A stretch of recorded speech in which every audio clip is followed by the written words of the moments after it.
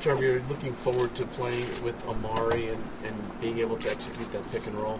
Yeah, I think he's probably the best, one of the best pick and roll players as a big man, and so that can only help us.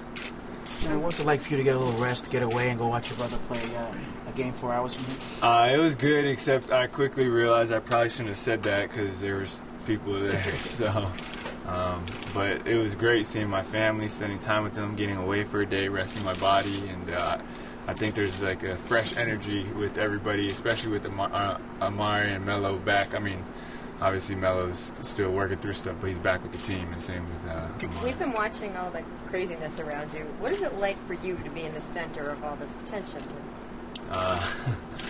Well, I don't know. It's just a lot. It's a lot right now, but I think I'm getting used to it a little more, and obviously spending as much time with my family, and them constantly giving me advice and keeping me grounded, and helping me with the whole transition.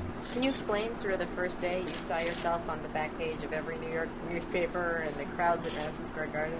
Yeah, I try not to read too much of the newspaper, but when we go to the Garden and we play and the fans are out, come out in full force, I mean, that makes everyone excited, and we feed off their energy, and it's awesome to play in the Garden right now. Emotionally speaking, how do you stay grounded? The attention has got to be astounding at this sport.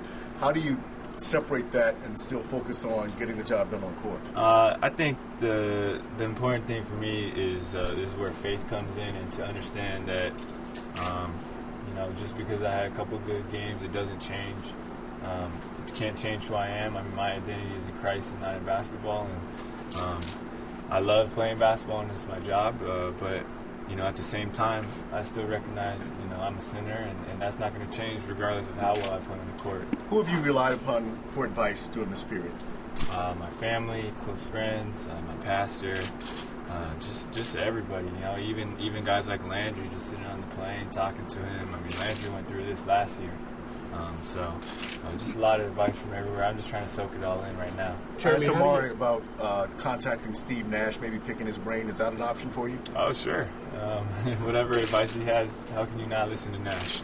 Have you gotten your own place yet? Are you off all these people's couches? Maybe. Are you worried? Are you having fun with all of this? Yeah, I'm having a lot of fun. I think at the end, when you remember teams and when you look back on seasons, what you really remember is your teammates and the moments that you went through with your team. You don't remember anything else but the relationships that you built and the games that you fought through, the adversity that you fought through to win. And that's what we're doing right now. We're enjoying it as a team, and we're making strides. The big question in New York is, how long can this last? I don't really care how long this lasts as long as we win.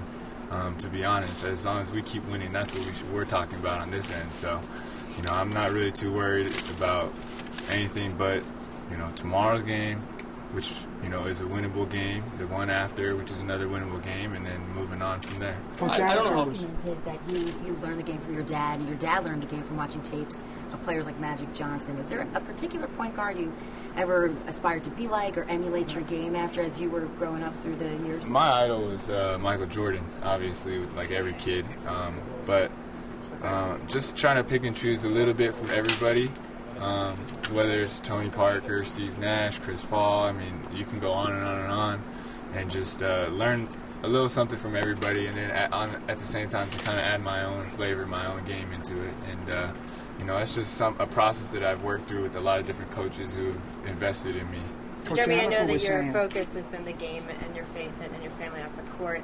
If you had to pick from one of the nicknames that the people outside have given you, the Linsanity or Linderella story or any of those, which is your favorite? I like Jeremy. Another creative one might be Super Nintendo, because I played that growing up. So. I don't know. Jamico was saying how tough you are, and that people might not know it. But the last couple of games, teams are getting tough with you, kind of pushing you around. Are you trying to prove to them that you can take the physical part of this game?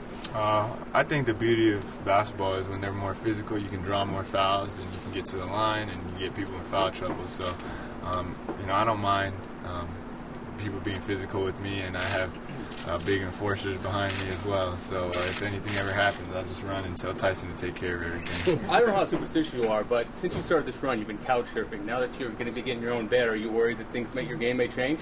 No, I don't think that has anything to do with it. Jeremy, how can it work when Carmelo and Amari return, and Amari's coming back for tomorrow's game? Can the three of you guys work together? Do you think that there could still be the same cohesiveness?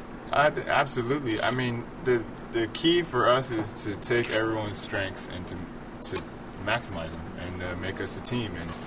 And our coaching staff is great, and the amount of film work and the studying that they do, we're gonna be just fine. We're gonna find a way to get people to the spots, to get everyone the number of touches that they need, and we'll make adjustments. And we may struggle at times, but we're okay with that.